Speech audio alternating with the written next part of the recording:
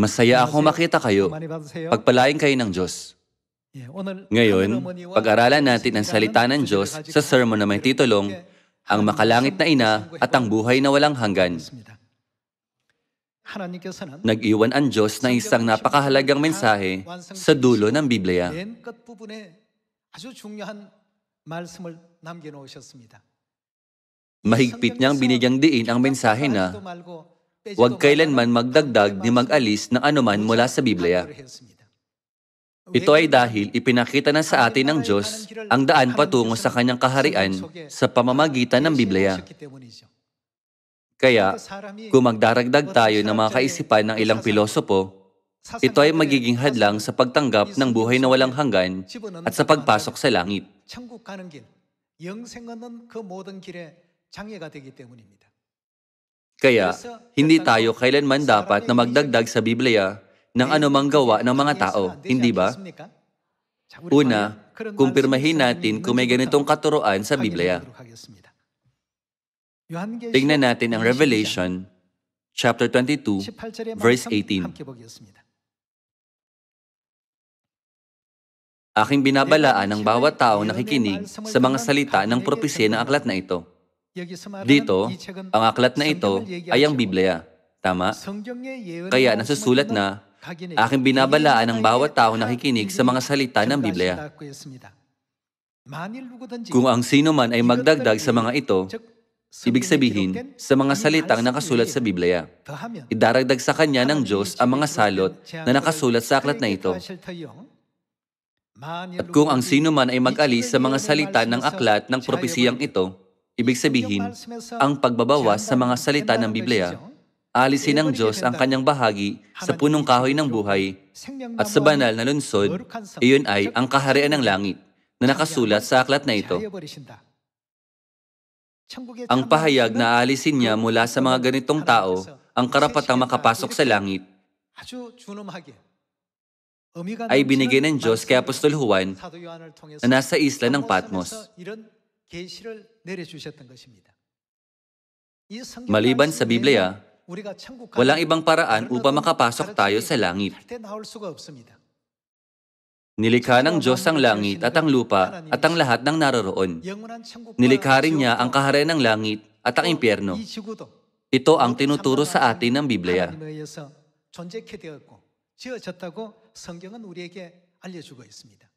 Kaya, hindi tayo kailanman dapat na magdagdag ni mag-alis ng anuman mula sa Biblia.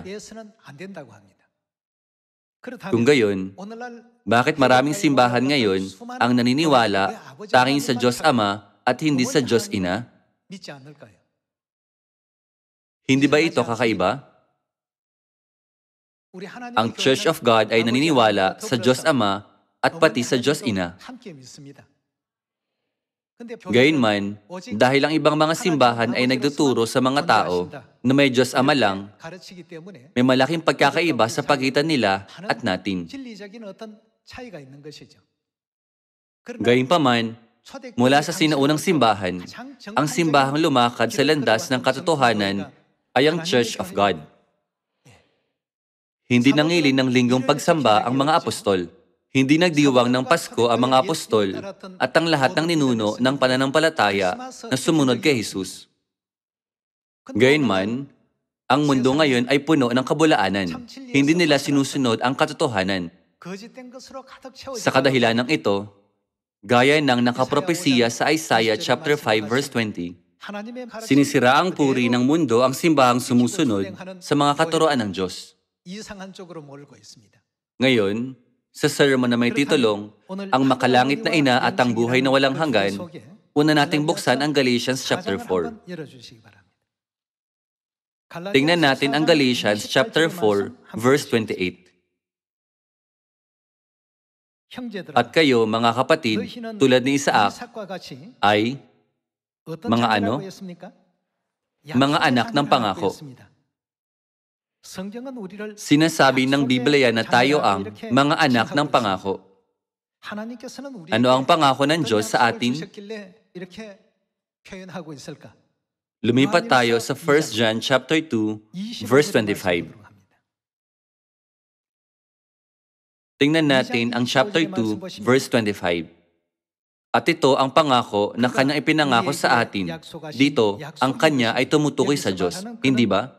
Kaya sa ibang salita, ito ang pangako na ipinangako sa atin ng Diyos. Ano ang pangako ng Diyos? Ito ay ang buhay na walang hanggan. Ang kahulugan ng buhay na walang hanggan ay buhay magpakailanman. Ipinangako ng Diyos sa atin ang buhay na walang hanggan. Sa kadahilan ng ito, ano ang tawag sa atin ng Biblia? Mga anak ng pangako. Dito, kailangan natin pag-isipang mabuti ang salitang buhay. May napakaraming buhay sa lupang ito. Mula kanino nila natanggap ang kanilang buhay?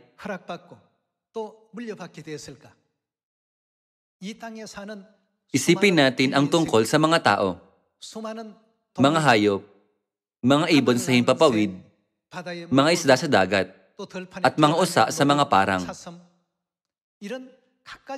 Pag tinignan natin ang mga ito, minana nilang lahat ang buhay nila mula sa kanilang ina. May bibigay ba ang buhay kung walang ina? Hindi. Mahahanap natin dito ang isang napakahalagang katuroan. Pag tinignan natin ang kalooban ng tagapaglikha, makikita natin na dinisenyo ng Diyos ang bawat buhay na nilalang na tumanggap ng buhay sa pamamagitan ng isang ina. May bibigay ba ang buhay kung walang ina? Noong ika-21 siglo, nagsagawa ng malawakang pananaliksik ang mga siyentipiko. Nagtatanong ng ano ang pinagmumula ng buhay. Bilang resulta, natuklasan nila ang mitochondria na isang salik ng buhay na naipapasa lang mula sa isang ina. Sinasabing ang mitochondria lang ng ina ang naipapamana sa mga anak. Ang tagapaglikha ang siyang lumikha sa ganitong paraan. Bakit ginawa ng Diyos na tagapaglikha ang prosesong ito?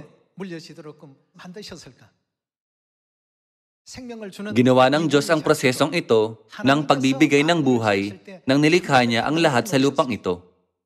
May natatagong kahulugan dito.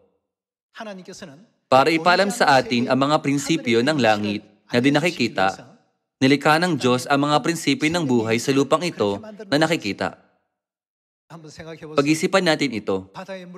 May mga isda ba sa dagat, mga usa, at mga kuneo sa mga parang, o anumang nilalang na isinilang ng walang ina? Wala. Sino ang dapat na umiiral?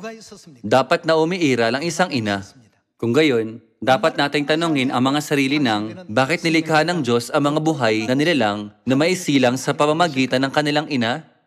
Tungkol sa bagay na ito, natanggap na Apostol Juan ay isang napakahalagang pahayag. Buksan natin ang Revelation chapter 4. Revelation chapter 4, verse 9. At kapag ang mga nilalang na buhay ay nagbibigay ng kaluwalhatian, karangalan, at pasasalamat sa nakaupo sa trono, doon sa nababuhay magpakailanman, ang 24 na matatanda ay nagpapatira pa sa harapan ng nakaupo sa trono at sumasamba doon sa nababuhay magpakailanpaman. At inihahagis nila ang kanilang mga korona sa harapan ng trono na nagsasabi, "Karapat-dapat ka, O Panginoon at Diyos namin, na tumanggap ng kaluwalhatian at karangalan at kapangyarihan, sapagkat nilikha mo ang ang lahat ng mga bagay, at dahil sa iyong kalooban ay nabuhay sila at nalikha." Nilikha ng Diyos ang lahat ng nasa lupang ito. Hindi nilikha ng Diyos ang mga ito nang walang anumang kahulugan.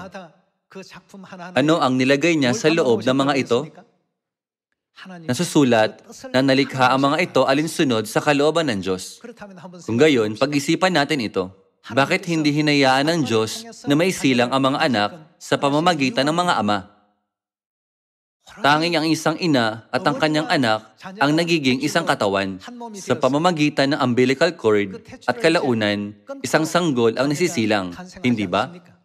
Bakit ito nilikha ng Diyos sa ganitong paraan? Pag umuwi ang mga anak mula sa eskwelahan, una nilang hinahanap ang kanilang mga nanay. Hindi kailangan madismaya ng mga ama. Ginawa ito ng Diyos sa ganitong paraan.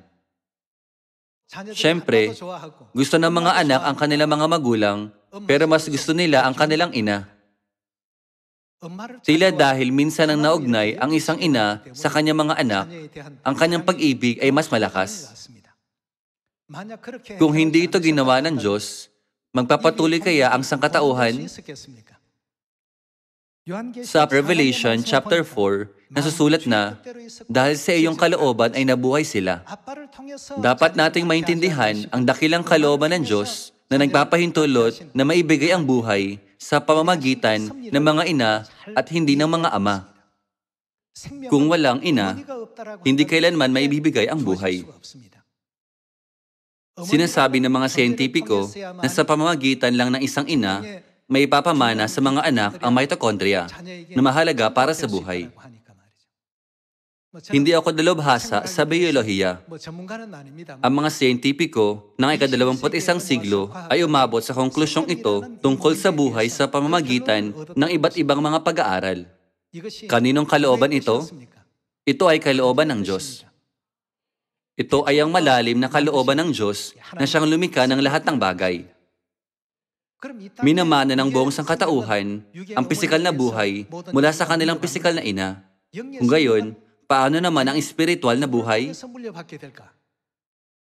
Ang ating espiritual na buhay ay hindi umiiral nang sa sarili lang nito. Sa pamamagitan nino, ibibigay ang espiritual na buhay? Ibinibigay sa atin ng Biblia ang sagot. Genesis chapter 1, verse 26.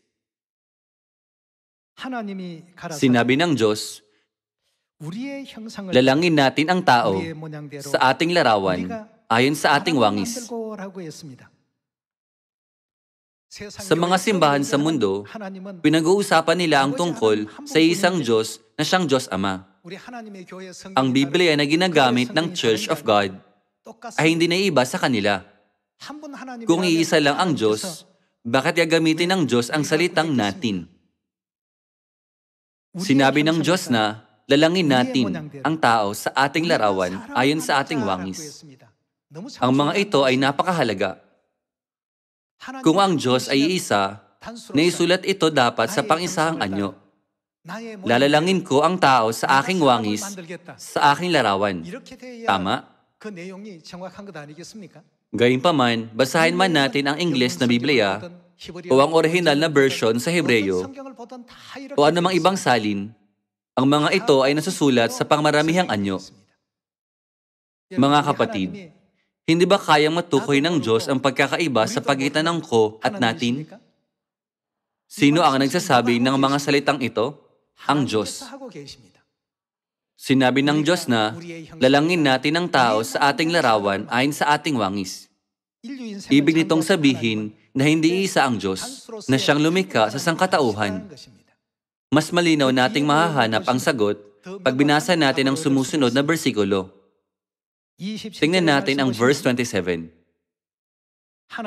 Kaya't nilalang ng Diyos ang tao ayon sa kanyang sariling larawan. Ayon sa larawan ng Diyos, siya nilalang. Sila'y kanyang nilalang na, lalaki at babae. Sinabi ng Diyos na, lalangin natin ang tao sa ating larawan. Pagkatapos, nalikha ang lalaki at babae. Sa madaling salita, sila ay mga kopya ng larawan ng Diyos. Kaya maintindihan natin ang larawan ng Diyos sa pamamagitan ng dalawang taong ito. Tama? Sinabi ng Diyos na, lalangin natin ang tao sa ating sariling larawan at nalikha ang isang lalaki ayon sa lalaking larawan ng Diyos. Sa kadahilan ng ito, tinatawag ng mga tao ngayon ang Diyos na may larawang lalaki na Ama. Ama naming nasa langit, sambahin nawa ang pangalan mo. Hindi ba ito ang unang bersikulo sa panalangin ng Panginoon na tinuro sa atin ni Jesus? Dahil nalikha ang lalaki at babae, ang tanong ay kung kaninong larawan nalikha ang babae. Gaya ng nakumpirma natin, nilalang ang mga lalaki ayon sa lalaking larawan ng Diyos.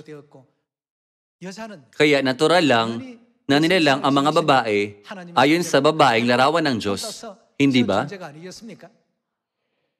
그럼 남성성을 지니신 Kung tinatawag ang lalaking larawan ng Diyos na Diyos Ama, ano ang itatawag natin sa babaeng larawan ng Diyos? 정답이 되겠습니다. Dapat natin siyang tawagin na Diyos Ina. 하나님이십니다. 아버지 하나님께서 Sinabi ng Diyos Ama at Diyos Ina na 우리의 형상대로 lalangin natin ang tao sa ating larawan. 이렇게 해서 At nalikha ang lalaki at babae. 여자를 만드셨습니다. Ang lalaki at babae ay hindi nilalang na iba mula sa larawan ng Diyos, kundi nilalang sila ayon sa larawan ng Diyos. Kaya mula sa paglikha ng mga lalaki at mga babae, maiintindihan natin ang larawan ng Diyos. 하나님은 Mayroon lang bang lalaking larawan ng Diyos o may iba pa? Sa pamamagitan ng aklat ng Genesis, makukumpirma natin na mayroon ding babaeng larawan ng Diyos. Kung hindi nyo pa rin mahanap ang Diyos Ina, kahit pagkatapos itong basahin, dapat nyong muling pag-aralan ang inyong wika.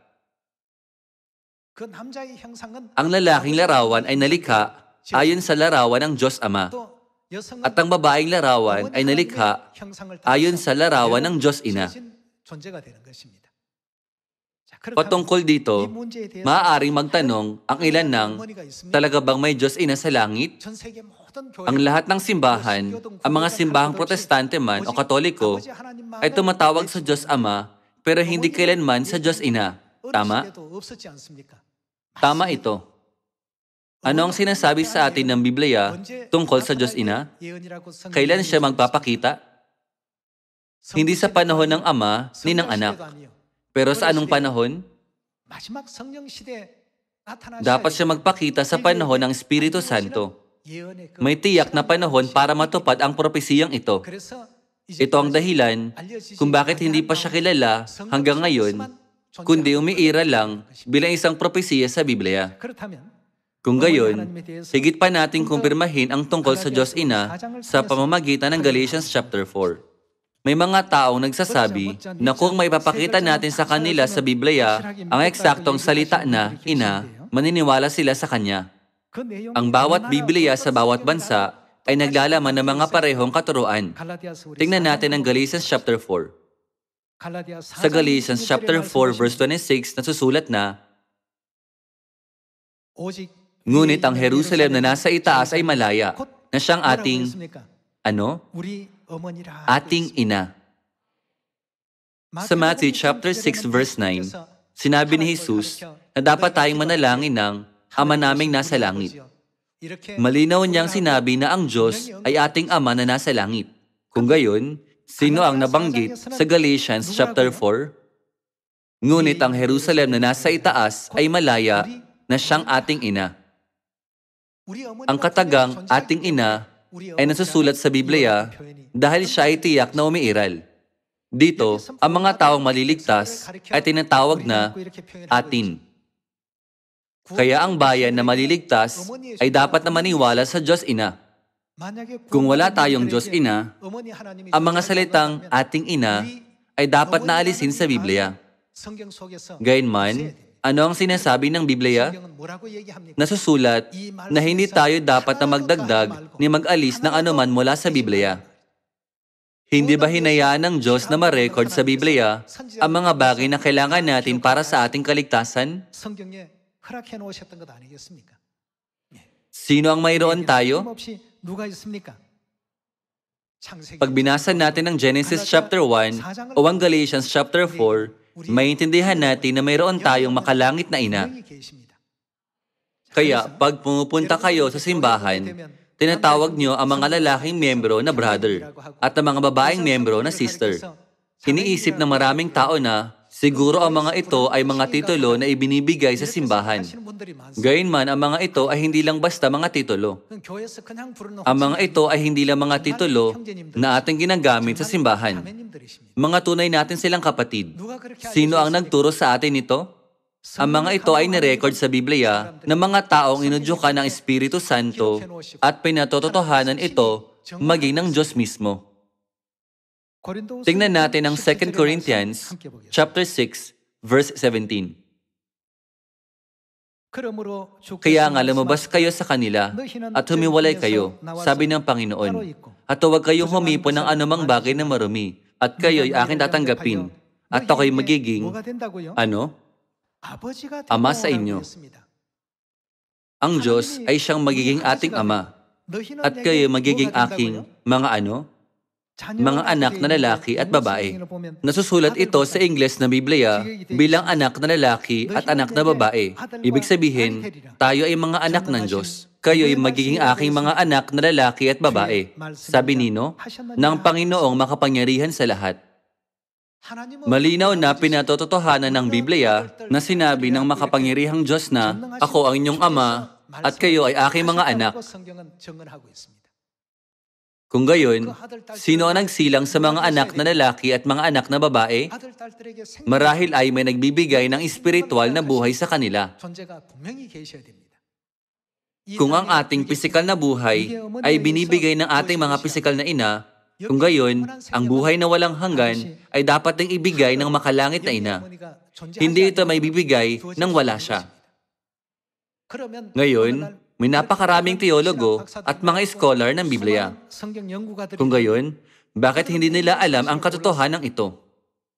Sa pamamagitan ng Ebanghelyo ni Mateo at ng marami pang ibang salita, ang Diyos ay nagpatotoo tungkol sa pag-iral ng Diyos Ina. Tinakda niya ang prophetikal na panahon nito bilang mga huling araw. Ito ay nasa pinakadulo ng 6 na araw na paglikha. Sa ibang salita, sino ang magpapakita sa katapusan ng 6,000 taong gawain ng pagtubos? Pinopesiyang magpapakita ang Diyos Ina para magbigay sa atin ng buhay sa mga huling araw. Ang propesiyang ito ay hindi mababago ng mga tao. Ano ang mangyayari kung magdaragdag tayo ng anuman sa Biblia? Nasusulat na ang Diyos ay magdaragdag ng higit pang mga salot. Sa madaling salita, ito ay nangangahulugan ng pagpunta sa impyerno. Paano kung mag-alis tayo ng anuman mula sa Biblia? Alisin ng Diyos sa atin ang anumang bahagi natin sa banal na lungsod. Ibig sabihin, hindi tayo makakapasok sa langit. Tayo man ay magdagdag di mag-alis ng anuman mula rito, papaimpyerno tayo. Sa mga araw ngayon, ang lahat ng simbahan ay tumatawag sa Diyos Ama. Pero kanino tayo pinapalapit ng Biblia? Ipinangako na ng Diyos na tatanggap ang kanyang mga anak ng buhay na walang hanggan pag bumalik sila sa makalangit na inang Jerusalem. Sa kadahilan ng ito, nakita ni Apostol Juan ang pagpapakita ng Diyos Ama at Diyos Ina. Lumipat tayo sa Revelation chapter 22.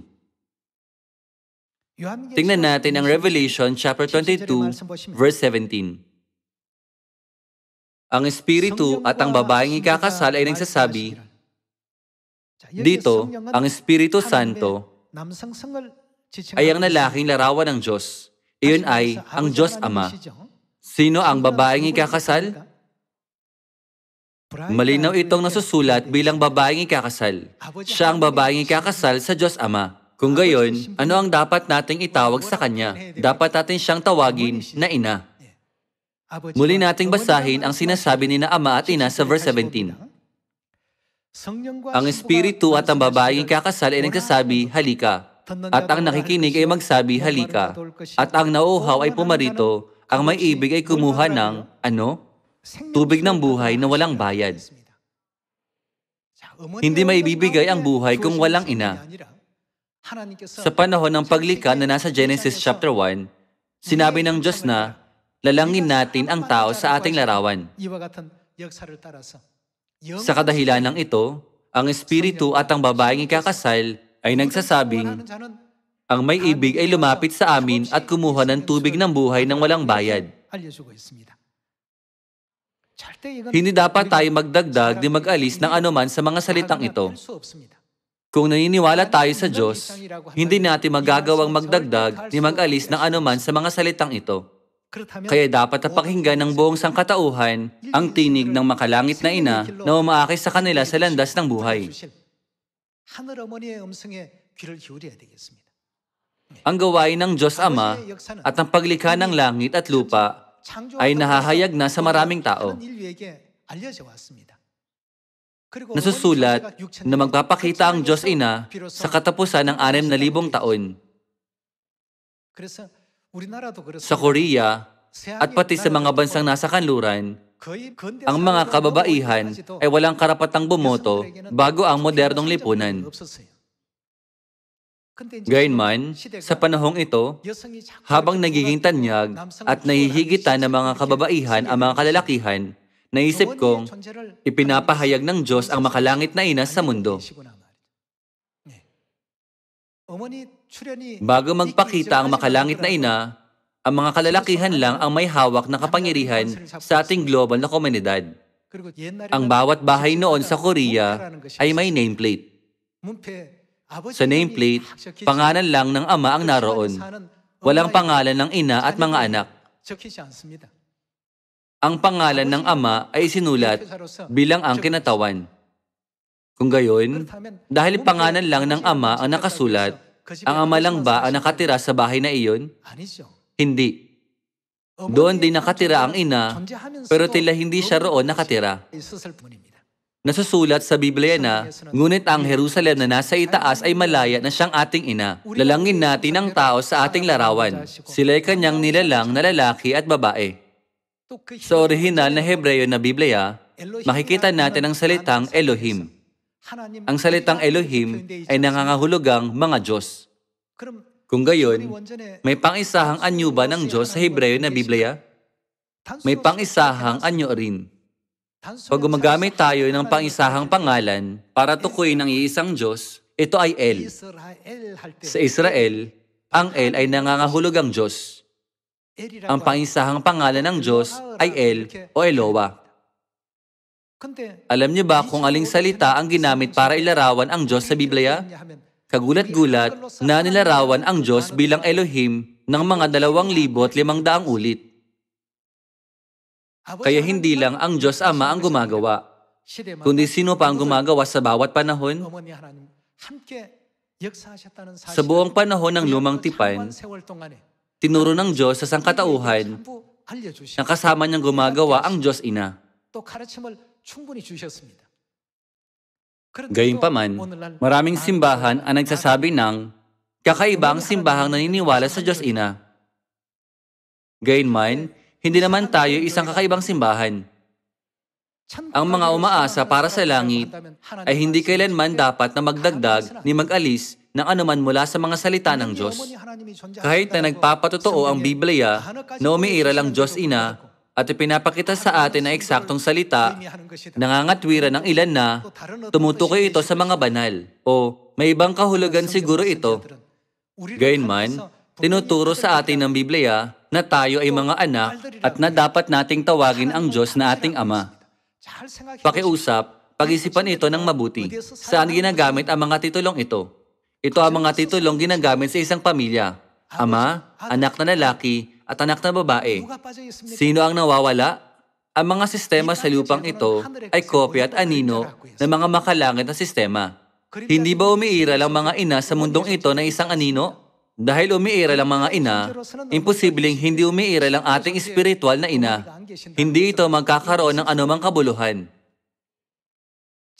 Kinumpirma natin ang katotohanan ng ito sa pamamagitan ng Genesis, Galatians, ng kasaysayan ni Adan at Eva, at ng kasaysayan ni Abraham at Sarah. Sa pamamagitan ng mga ito, lubos nating maintindihan na tayo ay dapat na may makalangit na ina. Sa Revelation chapter 22 verse 17, hindi ba tinatawag ng Diyos Ama at Diyos Ina ang buong sangkatauhan? Bakit nila tayo tinatawag? Sinasabi nila na, halika kayo at tanggapin niyo ang buhay. Tanging pag lumapit tayo sa kanila, saka lang natin matatanggap ang buhay. Sa pamamagitan ng mga katuruan ng Biblia, dapat nating maintindihan ang pag-iral ng Diyos Ama at Diyos Ina at lapitan ng Diyos ng tama.